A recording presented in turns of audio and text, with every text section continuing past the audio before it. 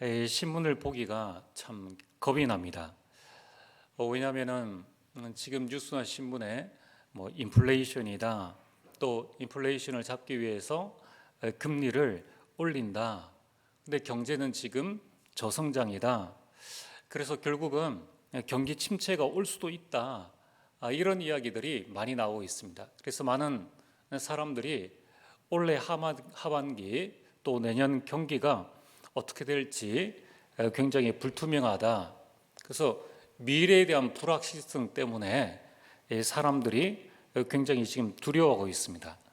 게다가 지금 코로나가 참 우리 생각과 달리 재확산될 수 있다는 그런 소식들이 연일 들려오고 있습니다. 이러한 경제에 대한 이 수축과 또 이 날씨가 점점 더워지면서 자신도 모르게 이 스트레스 지수가 이제 올라가는 겁니다. 그러다 보니까 여기저기서 개인적인 문제들, 또 가정의 문제들, 이러한 문제들이 계속 이제 터져 나가는 것입니다. 이것이 지금의 우리가 살고 있는 세상의 모습입니다. 자, 그러면 세상이 지금 이렇다면은 그럼 나는 문제가 없는가? 그럼 교회는 문제가 없습니까? 또 우리 가정, 우리 자녀에게는 문제가 없습니까? 하늘 아래 문제없는 가정, 문제없는 개인, 문제없는 나라는 한 나라도 없습니다. 이건 창조 이후로 인간이 하나님을 떠난 이후로 지금까지 문제없는 세상은 그 시절은 단 한 번도 없었습니다. 그러면은 우리는 이때에 어떻게 해야 하는가? 내게 있는 문제, 시대의 문제, 세상의 문제 속에서 우리는 무엇을 어떻게 해야 되겠습니까? 이건 내게 있는 문제를 복음화해야 됩니다. 내 개인의 문제, 가정의 문제, 이 시대의 문제를 복음의 눈으로 보면서 복음화할 때에 그때에 우리는 문제에 대한 정확한 응답을 누리게 되는 것입니다. 자, 그러려면은 오늘 여러분들이 먼저 우리가 보아야 할 것이 고린도전서 10장 13절 말씀처럼 하나님은 어떤 분이신가를 우리는 정확하게 봐야 됩니다. 오늘 13절에 보면은 오직 하나님은 미쁘사, 오직 하나님은 미쁘사, 미쁘사라는 말씀의 뜻이 뭡니까? 그게 신실하다라는 말씀입니다. 신실하다는 말은 믿을만하다라는 말씀입니다. 여러분, 우리가 믿을만 하려면은 변함이 없어야 됩니다. 뭐 오락가락해서는 믿을만 하지 못하죠. 사람은 변합니다. 그렇죠? 나이가 들면 사람은 변하게 되어 있습니다. 또 우리가 오늘 하루가 어떻습니까? 아침의 나의 모습과 저녁의 나의 모습, 외적인 모습뿐만 아니라 날씨가 더우면은 또 짜증나는 게 우리 자신이요. 또 그러다가 갑자기 시원해지면은 또 우리 감정의 상태도 변합니다. 여러분, 이처럼 사람은 늘 변하기 때문에 신실하지 못합니다. 그러나 하나님만 신실하신 거예요. 하나님만 미쁘신 것입니다. 그래서 그 하나님의 나에 대한 사랑은 변함이 없는 겁니다. 그래서 우리가 하나님을 믿는 것이죠. 우리 믿음의 대상은 오직 하나님 한 분밖에 없다는 거예요. 나머지 우리 모든 사람은 사랑해 줘야 될, 이해해 줘야 될, 또 우리가 배려해 줘야 될 대상이지 믿음의 대상이 아니라는 겁니다. 그래서 오늘 여러분들이 우리가 신앙생활을 할 때에 사람 보면서 실망할 수 있습니다. 그러나 우리 믿음까지 저버릴 필요는 없는 거예요. 왜냐하면 내 믿음의 대상은 하나님이지 인간, 사람, 우리 중직자, 목회자, 성도, 우리 배우자, 그런 사람이 나의 믿음의 대상이 아니라는 겁니다. 오직 하나님만이 미쁘시고 하나님만이 나의 믿음의 대상이라는 것입니다. 자, 그래서 오늘 서론으로 그 변함이 없는 하나님, 미쁘신 하나님이 나를 향한 하나님의 최종 목표가 무엇인가? 그것은 첫 번째, 마태복음 4장 19절에 나를 따라오라. 내가 너희로 사람 낚는 어부가 되게 하리라 말씀하셨습니다. 여기에서 하리라는 내가 예수님을 따라가면은 내가 사람 낚는 어부가 되겠지, 그런 표현이 아닙니다. 여기에서 하리라는 것은 나의 의지가 아니라 말하는 사람의 의지, 예수님께서 너를 사람 낚는 어부로 내가 세우겠다는 예수님의 의지예요. 그 예수님의 의지는 지금도 변함이 없다는 것입니다. 그것을 믿으시길 바랍니다. 그래서 하나님의 의지가 만약에 변함이 있다면 우리가 좀 잘못할 때에 야, 넌 제자 아니야, 우리는 쉽게 그렇게 얘기를 하죠. 누가 좀 잘하면 제자입니다. 누가 좀 실수하면 제자 아니다. 내 기준으로 제자를 맞다 안 맞다, 그러니까 우리는 누가 나에게 무슨 말을 해도 여러분 동요되지 말아야 됩니다. 왜냐하면 그 기준은 그 사람이 기준이라는 거예요. 우리는 뭘 붙잡아야 됩니까? 하나님이 지금도 나를 사람 낚는 업으로 만들어 가신다는 거예요. 이것을 믿으시길 바랍니다. 또 사도행전 1장 18절에 부활하신 예수님께서 제자들에게, 그때 제자들이 막 믿음 충만하고 성령 충만하고 나는 오직 예수님만 따라가겠습니다라는 그런 상태의 제자들이 전혀 아니었습니다. 부활하신 예수님을 보고 오히려 의심하는 자도 있더라. 그러나 제자들은 의심해도 예수님의 의지는 변함이 없었던 거예요. 신실했다는 것입니다. 그래서 내가 너를 땅끝까지 이르러 증인이 되리라. 증인이 되게 하겠다는 부활하신 예수님의 그 의지, 하나님의 그 의지를 지금 말씀하시는 것입니다. 이처럼 그 12제자를 제자로 세우신 그 하나님의 의지는 변함이 없이 지금 저와 여러분들에게 동일하게 적용되어진다는 거예요. 그래서 하나님의 최종 목표는 뭐냐면은 여러분들에게 해답을 주시고 여러분들에게 응답을 주시고 여러분들에게 축복을 주셔서 그 증거를 가지고 생명을 살리기를 원하시고 그 증거를 가지고 여러분을 땅끝까지 증인으로 세우시기를 원하신다는 게, 이게 하나님의 최종 목표입니다. 우리는 좀 은혜 받았다면 내가 제자인가? 또 내가 무슨 실수를 하고 또 누가 무슨 소리가 들리면 내가 뭐 그렇게 힘쓸 필요가 있냐, 이렇게 우리는 자꾸 변합니다. 그래서 여러분들, 하나님은 우리를 반드시 사람 낚는 업으로 땅끝까지 증인으로 세우시기를 최종 목표를 가지고 계시기 때문에 하나님은 우리에게 감당할 시험만 주신다는 겁니다. 감당할 문제만 주신다는 것입니다. 여기에 있어서 하나님은 변함없는 하나님이시요 신실하신 하나님이십니다. 하나님은 지금 여러분들이 감당할 문제만 주신 거예요. 감당할 시험거리만 주셨다는 거예요. 정말 이 사실을 믿으시길 바랍니다.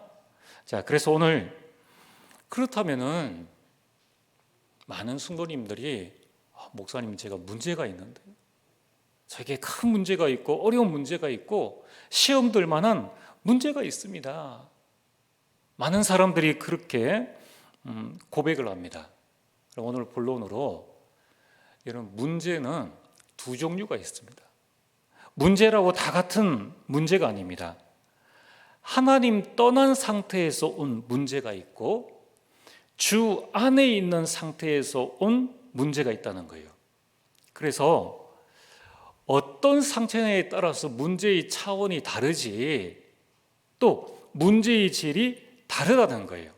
내가 지금 어떤 상태에 있느냐, 거기에 따라서 문제의 해석이 달라지는 것입니다. 우리는 이것을 분명히 구분할 수 있어야 됩니다. 그래야지만 여러분들이 진짜 문제인 것과 문제 아닌 것을 구분할 수 있고, 거기에 대해서 우리는 바른 축복을 누릴 수가 있는 것입니다. 자, 그럼 첫 번째로 문제 가운데에 하나님 떠난 상태에서 온 문제가 있는 것입니다. 그래서 하나님을 떠났기 때문에 온 문제가 있는 겁니다. 왜 하나님을 떠났습니까? 사탄에게 속아서입니다. 그래서 하나님 떠나는 인간은 영적으로 죽었고 그 영이 사탄에게 완전히 장악된 상태입니다. 에베소 2장 1절에 허물과 죄로 죽었다라고 성경은 말씀하고 있습니다. 자, 그래서 하나님을 떠나서 그 영이 죽었기 때문에 하나님 떠난 인간은 항상 나 중심이에요. 항상 물질 중심이고 항상 성공 중심으로 살아갑니다. 왜 나 중심, 물질 중심, 성공 중심으로 살아가는가 하면은 영적 갈증 때문이에요. 하나님을 알지 못하기 때문에 늘 마음에 영적인 갈증이 생기게 됩니다. 그래서 성공에도 참된 행복이 없는 겁니다. 여러분, 이것이 하나님을 떠나서 사단에게 속아서 온 그 문제예요. 행복이 없는 거예요. 행복이 없기 때문에 나를 내세워야 되고, 행복이 없기 때문에 돈을 위해서라면 무슨 일이든 다 하게 되고, 행복이 없기 때문에 성공을 향해서 다른 행복을 찾아서 따라가게 됩니다. 그러니까 하나님 떠나서 온 그 상태에서 온 문제는 영적 갈증이요, 영적 문제라는 것입니다. 또 하나님 떠났기 때문에 온 문제가 뭡니까? 죄 아래에 있는 문제입니다. 자, 원죄로 말미암은 문제죠. 그러니까 아무리 착하게 살고 아무리 바르게 살아도 원하지 않는 저주와 재앙이 따라옵니다. 결국은 고통받다가 멸망으로 가는 것입니다. 또 지역 배경에서 온 문제라는 거예요.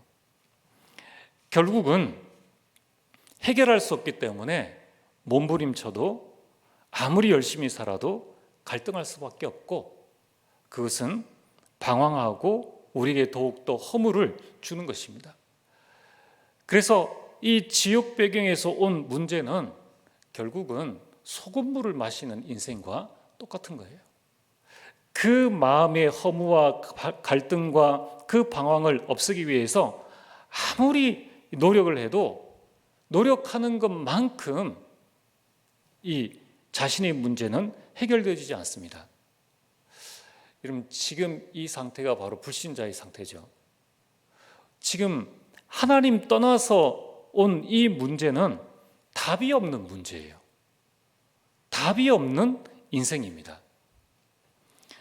지금 많은 하나님을 알지 못하는 사람들이 당하고 있는 문제가 바로 이 문제라는 것을 반드시 기억을 하셔야 됩니다.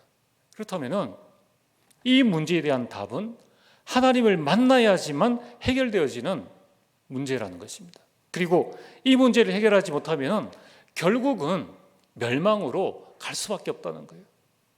그렇다면 오늘 우리가 이 가운데서 구원받아 하나님의 자녀가 된 것은 얼마나 큰 축복입니까?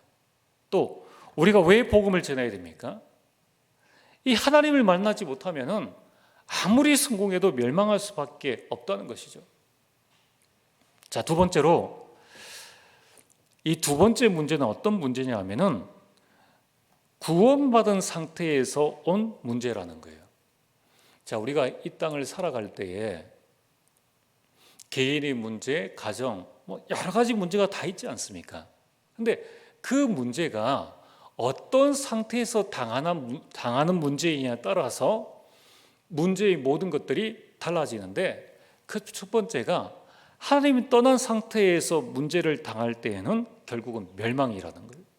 자, 그리고 오늘 두 번째로 구원받은 상태에서 지금 내가 당한 문제, 구원받은 상태에서 온 문제가 있다는 것입니다. 여러분, 우리가 예수님을 믿고 주 안에 있는데 그래도 나에게 문제가 옵니다.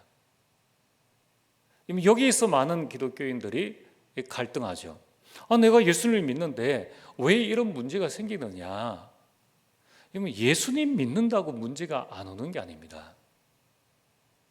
자, 그래서 오늘 여러분들이 여기에 대한 분명한 답을 내려야 됩니다.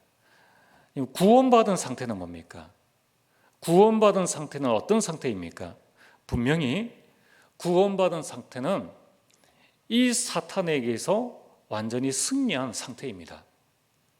그래서 결국 영적 문제가 나를 멸망시킬 수 없는 상태가 구원받은 상태라는 거예요. 자, 그리고 구원받은 상태는 구원받지 못했을 때에는 원죄로 말미암는 저주 재앙으로 내가 멸망받게 됩니다.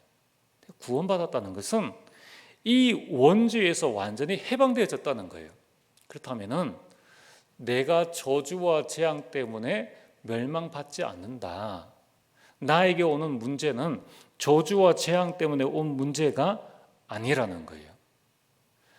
이건 구원받았다는 것은 지옥 권세에서 완전히 자유받은 상태입니다. 그래서 우리는 죽음과 미래에 대해서 두려워할 필요가 없는 거예요. 운명 사주팔자에서 완전히 해방되어졌다는 것입니다.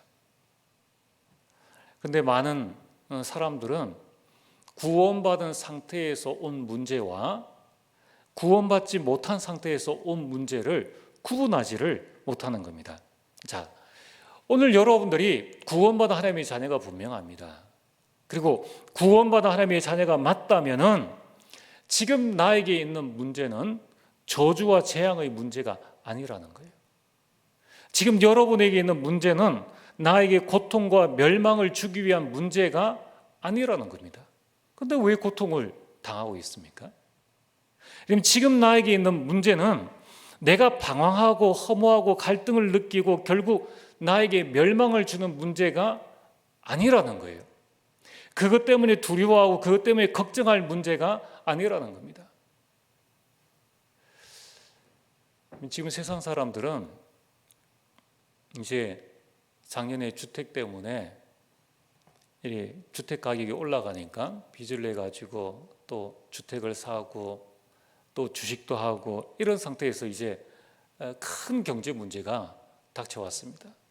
지금 사람들이 큰 혼란 가운데 빠져 있는 거예요.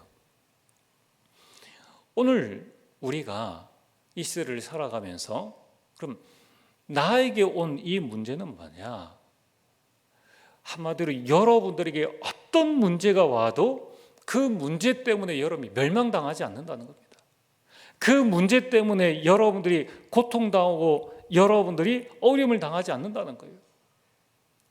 자, 오늘 여러분들이 가지고 있는 여러분의 마음을 또 여러분의 인생을 내가 지금 불행하다, 내가 이것 때문에 내가 너무 힘들다라고 생각하는 그 일과 그 문제가 있습니까?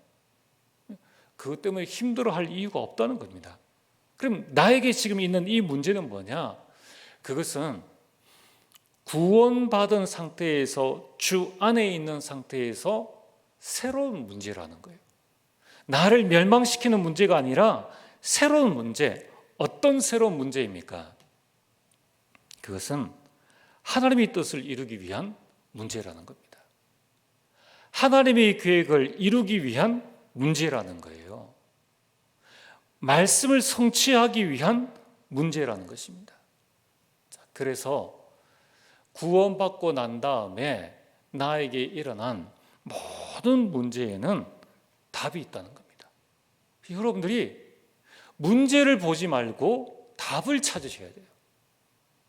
여러분들에게 지금 있는 문제는 망하지 않는 문제입니다. 로마서 8장 28절에 모든 것이 합력하여 선을 이루는 문제라는 거예요. 여러분 지금 시대의 어려움이 오고 있습니다. 그것도 하나님께서 합력하여서 선을 이루시고 여러분이 질병이 있습니까? 아니 예수님 믿는데 왜 내가 이런 질병을 당해야 되느냐? 망하지 않는 문제예요. 여러분 그 문제를 통하여서 하나님께서는 새로운 일을 행하시려는 하나님의 계획이 있다는 것입니다.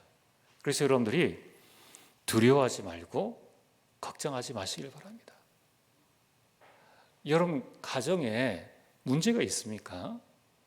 자녀 문제, 경제 문제, 질병 문제, 부부 문제, 직장 문제, 이게 문제가 아니라니까요. 구원받은 자, 구원받은 상태에서 온 문제는 반드시 답이 있고 그 가운데 하나님의 계획과 하나님의 뜻이 있다는 것입니다. 자, 그럼 오늘 본론 세 번째로 어떤 하나님의 계획이 있다는 말입니까? 어떤 하나님의 뜻이 있다는 것입니까? 그래서 여러분들, 하나님은 미쁘신 하나님이시에요. 나를 구원하신 그 하나님은 이 세상 끝날까지 하나님의 사랑에서 나를 끊지 아니하시고 영원한 천국까지 나의 삶과 나의 후손들을 인도하십니다. 그래서 여러분들이 고백하시면 돼요. 나에게 있는 문제는 문제가 아니다. 이 결론을 내셔야 됩니다. 그러면은 우리는 답을 찾아야 되죠.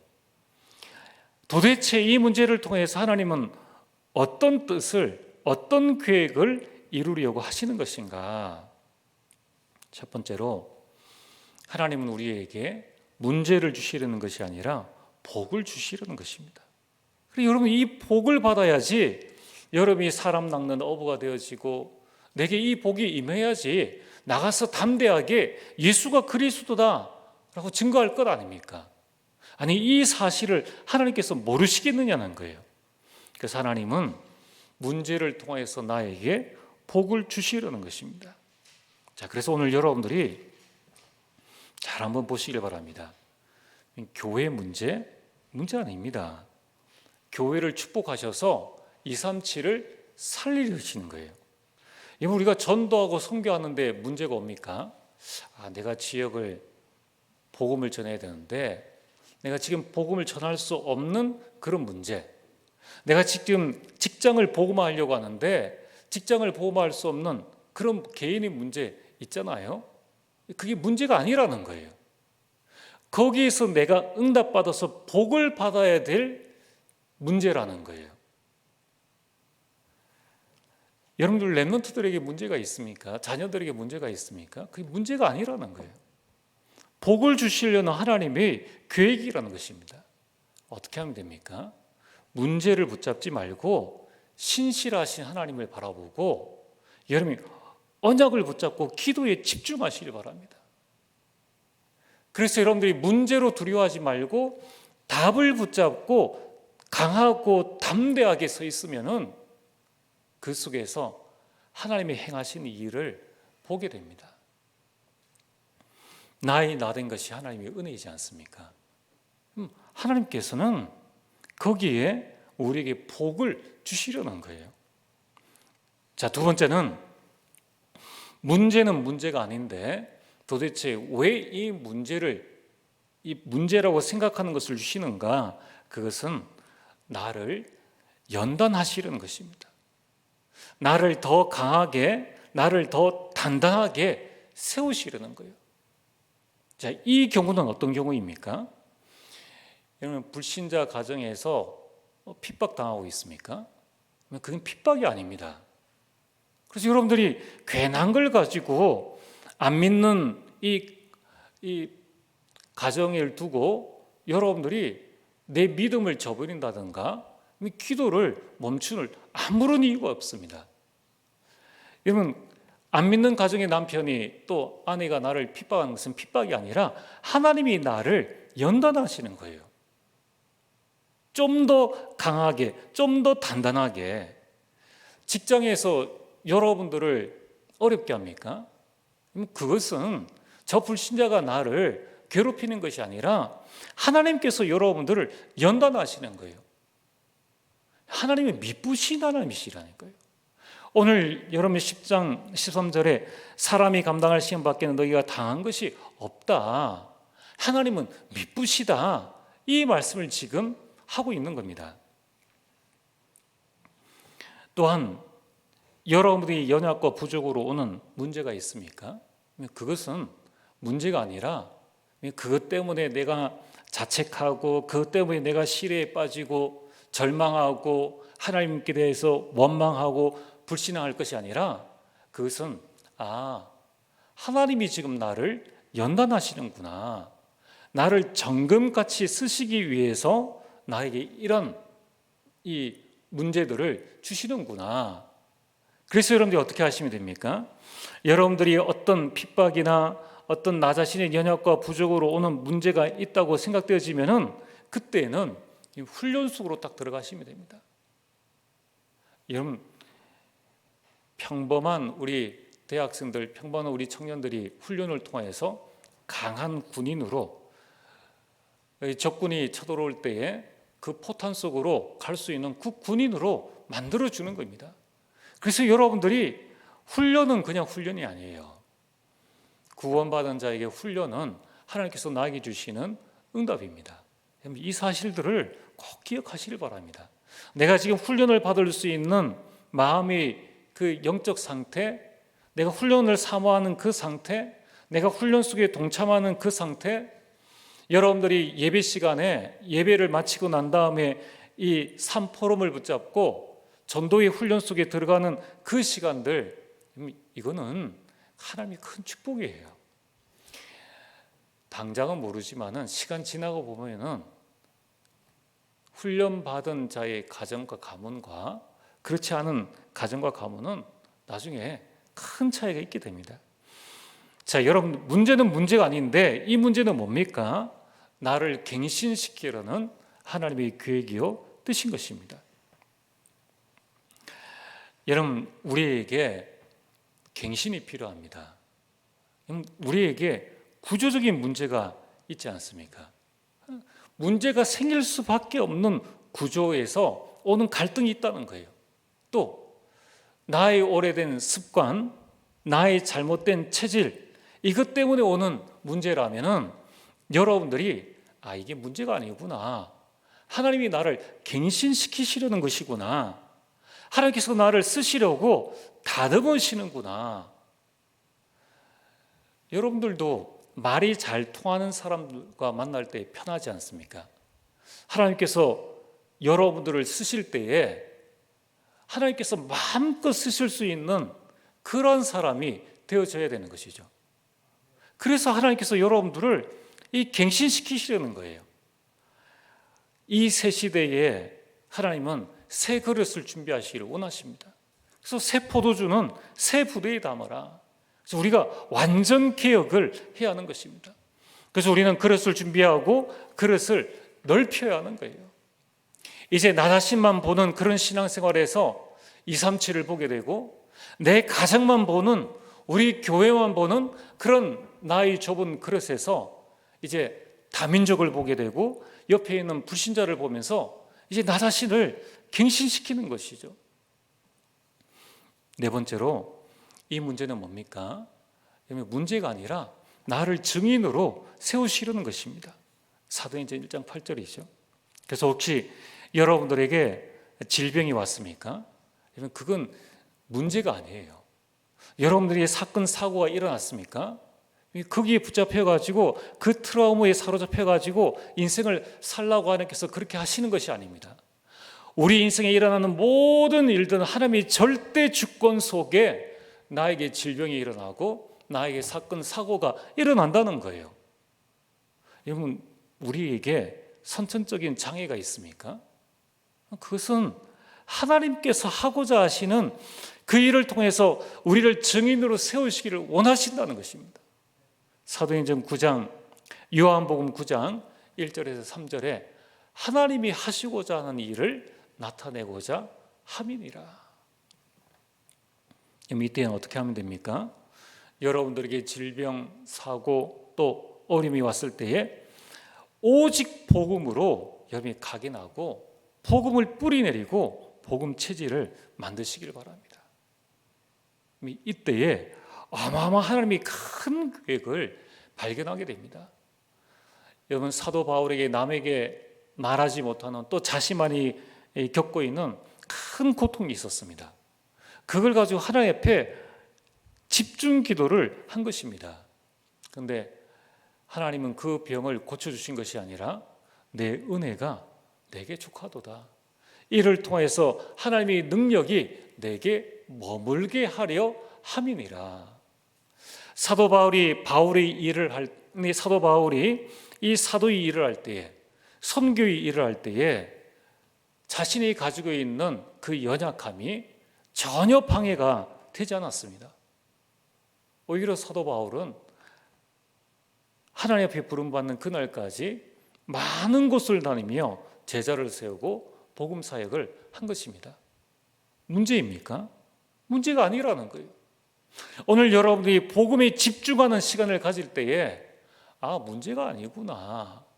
하나님께서 나를 증인으로 세우시려는 것이구나. 하나님께서 나를 갱신시키시려 하시는 것이고 나를 연단하시려 하시는 것이고 나에게 복을 주시려고 하시는 것이구나. 여러분, 우리는 자꾸 우리가 문제라고 생각하는 이유는 뭐냐면은 우리 눈과 우리 체질이 문제만 보는 체질이에요. 우리가 그리스도 안에 있는데 문제와 답이 공존하는데 분명히 있는데 답은 보지 못하고 늘 문제만 봅니다. 그래서 개인의 문제도, 문제 보는 사람은 장점이 100개가 있어도 그 사람이 장점은 전혀 보지 못하고 단점 하나만 붙잡고 계속 이야기를 하는 거예요. 그러면은 답이 없습니다. 오늘 여러분들이 문제를 보지 말고 답을 보시길 바랍니다. 그래서 여러분들, 이 하나님께서 우리에게 주시고자 하는 이 응답을 제대로 보시고 하나님의 축복 속에 들어가시게 되길 바랍니다. 자, 오늘 결론입니다. 고린도서 10장 13절에 하나님께서 말씀하시기를 시험 당할 점에 또한 피할 길을 내사 너희로 능히 감당하게 하시느니라. 우리를 구원하신 하나님, 미쁘신 하나님께서는 반드시 우리에게 이런 응답을 주십니다. 자, 그런데 지금 이제 여러분에게 있는 문제가 고통입니까? 여전히 아픔이고 슬픔이고 눈물입니까? 왜 그럴까요? 그거는 수술 중이기 때문이에요. 하나님께서 나를 치유해 나가시는 과정 중이기 때문입니다. 한마디로 공사 중이라는 거예요. 그러니까 문제 때문에, 원래 문제가 나와 아무런 상관이 없어야 됩니다. 문제가 와도 문제구나. 이게 내가 갱신해야 될 거구나. 이런 부분이라면 내가 하나님의 인도를 받으면 되겠구나. 우리 이렇게 쉽게 결정을 내려야 되는데, 내게 있는 이 지금 일들이 나에게 여전히 고통이고 눈물이고 아픔이고 이것이 하나님께 대한 분노의 원망이라면은 과정이라는 거예요. 과정. 그래서 여러분, 이것은 거쳐가야 됩니다. 어떻게 거쳐가야 되느냐? 앞에 말씀드린 본론 1번, 2번, 3번의 과정을 거쳐가는 과정이에요. 여러분들이 빨리 답을 낼수록, 답은 이미 나와 있는데 답을 낼수록 우리에게 문제는 눈물이 아니라 이제는 기쁨이 되어지고, 그것은 고통이 아니라 우리에게 즐거움이 되어지고, 이제 그 문제는 나에게 아픔이 아닌 누림이 되어지는 겁니다. 자, 그래서 오늘 어떻게 하면 될 것인가? 여전히 이 일이 나에게 고통이요, 아픔이요, 눈물이요, 슬픔이라면은 여기에서 하나님을 바라보시길 바랍니다. 그때 하나님께서 피할 길을 내십니다. 그러면은 피할 길을 알고 우리가 가면은 문제될 게 있습니까? 우리가 시험을 치는 학생이 답을 다 알고 시험을 치면 그게 시험이겠습니까? 즐거움이겠습니까? 즐거움이죠. 그 시험 치고 난 다음에는 상을 받는데요. 얘가 답이 있는 문제라면은 그게 문제겠느냐는 거예요. 즐겁게 문제를 그냥 누리는 거죠. 수영할 줄 모르는 사람에게는 바다가 두려움이지만은 수영하는 사람에게는 바다가 즐거움입니다. 여러분들, 어부에게는 저 바다를 바라보면은 저 바다를 통해서 내가 고기를 잡고 내 삶을 풍요롭게 하고 이런 생각을 하지, 어부가 바다 바라보면서 두렵다, 무섭다 그렇게 생각은 하지 않습니다. 그럼 그렇게 생각하는 사람은 어부를 안 하죠. 오늘 여러분들이 하나님을 바라볼 때에 13절 말씀처럼 시험 당할 즈음에 또한 피할 길을 내시는 그 하나님이십니다. 여러분 피할 길이 있다는 거예요. 그것을 발견하시길 바랍니다. 두 번째는 여러분들이 복음을 묵상하시길 바랍니다. 이 복음을 묵상할 때에 그 복음의 능력으로 오늘 능히 감당하게 하시느니라. 내 힘으로는 어렵죠. 우리가 내일 일을 알지 못하는데 당장 우리는 손톱 밑에 이 가시도 우리는 찔리면 아프다고 소리치는데 어떻게 우리 그 문제를 내가 감당할 수 있겠습니까? 복음의 능력으로 감당해 나가는 것입니다. 여러분들이 복음을 묵상하시길 바랍니다. 그리고 세 번째는 집중기도 하시길 바랍니다. 자꾸 문제를 붙잡고 여러분이 원망하고 불평하고 싸우고 갈등해 본들 내 영혼만 상하고 문제는 해결되지 않습니다. 집중기도 속으로 들어가는 거예요. 거기에서 여러분이 하나님만 바라보고 복음을 깊이 묵상하면은 그때에 기도하는 자에게 하나님의 계획이 보여집니다. 그리고 문제에 대한 답을 발견하게 되는 것입니다. 자, 그래서 오늘 여러분들이 문제를 복음화해라. 문제를 문제화하지 말고 여러분이 문제를 복음화하라. 예수가 그리스도요. 그리스도는 우리 인생 모든 문제의 해결자이십니다. 그렇다면은 내게 있는 문제도 복음화하라는 거예요. 내게 있는 사람도 복음화하라는 것입니다. 자꾸 문제다라고 이야기하지 말고, 교회에 문제가 있습니까? 문제다라고 이야기하지 말고 그 언약을 붙잡고 언약 속으로 들어가서 도전하라는 거예요. 초대의 교회가 문제가 많다면 얼마나 많습니까? 얼마나 많은 핍박을 당했습니까? 그 문제를 붙잡고 인원한 것이 아니라 언약을 붙잡고 집중 기도했지 않습니까? 그때에 하나님께서는 사도행전 2장의 그 응답의 문들을 열어주신 것입니다. 오늘 금요일에 여러분들이 무엇을 하십니까? 여러분들 문제가 있다면, 또 여러분이 어려움이 있다면 금요 기도회에 나오시길 바랍니다. 얼마나 좋습니까? 한 주간 일을 다 맞춰놓고 내일 여러분들이 직장에 안 간다면 밤새워서 우리가 성전에서 기도할 수도 있지 않습니까? 문제를 붙잡고 고통 속에 고민 속에 잠에 드는 것보다 나와서 하나님 앞에 집중 기도해서 답을 얻고 두 다리 뻗고 자는 게 훨씬 멋있는 인생 아닙니까? 그런 인생을 살게 되기를 주의 이름으로 축복합니다. 우리 오늘 주신 말씀을 붙잡고 우리 찬송 370장 찬양을 함께 드리겠습니다.